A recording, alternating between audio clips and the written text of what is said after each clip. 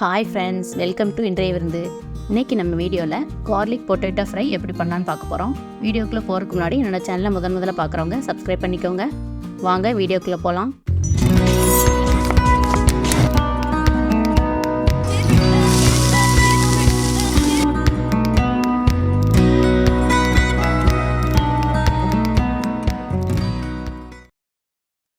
Garlic potato fry பண்ணுறதுக்கு முதல்ல அடுப்பில் ஒரு பேன் வைக்கிறேன்.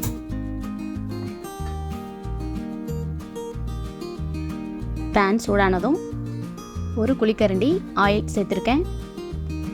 இப்போ உருளைக்கிழங்கு நல்லா கழுவிட்டு ரொம்ப தடிமனாகவும் இல்லாமல் லேசாகவும் இல்லாமல் மீடியமாக கட் பண்ணி வச்சுருக்கேன். ரவுண்டாக அந்த எண்ணெயில் ஒன்று ஒன்றா வைக்கிறேன். ரெண்டு பக்கமும் நல்லா வேக வச்சு எடுக்கணும்.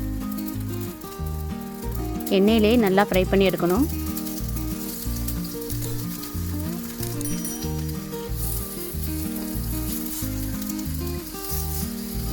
இப்போ நம்ம போடுற வரைக்கும் அடுப்பு ஹை ஃப்ளேமில் இருக்கட்டும்.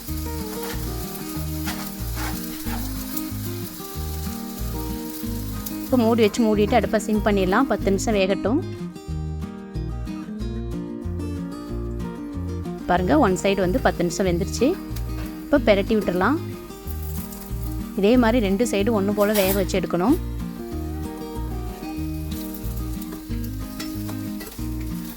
ரொம்ப தடிமனாக வெட்டிடாதீங்க, அதே மாதிரி ரொம்ப லேசாகவும் வெட்டிடாதீங்க.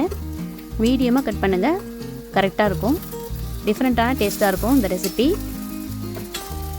நீங்களும் ட்ரை பண்ணி பாருங்கள்.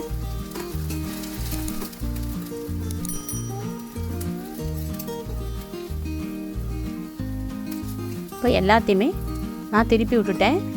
மறுபடியும் மூடிட்டு அடுப்பு சிம்லேயே இருக்கட்டும். 10 நிமிஷம் வேக விடணும்.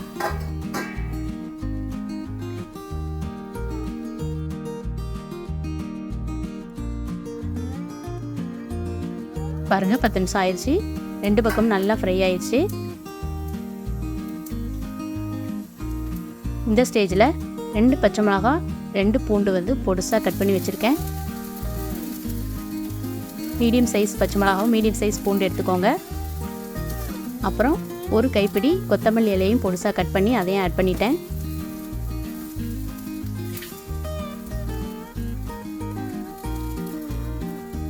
தேவையான அளவு உப்பு ஆட் பண்ணிவிட்டு நல்லா மிக்ஸ் பண்ணிட்டோம்னா இந்த ரெசிபி ரெடி ஆயிடுச்சு.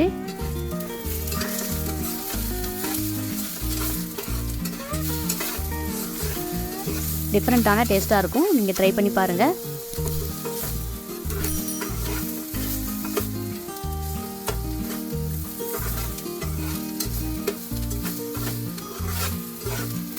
டிஃப்ரெண்ட்டான டேஸ்ட்டாக இருக்கும். நீங்களும் ட்ரை பண்ணி பாருங்கள்.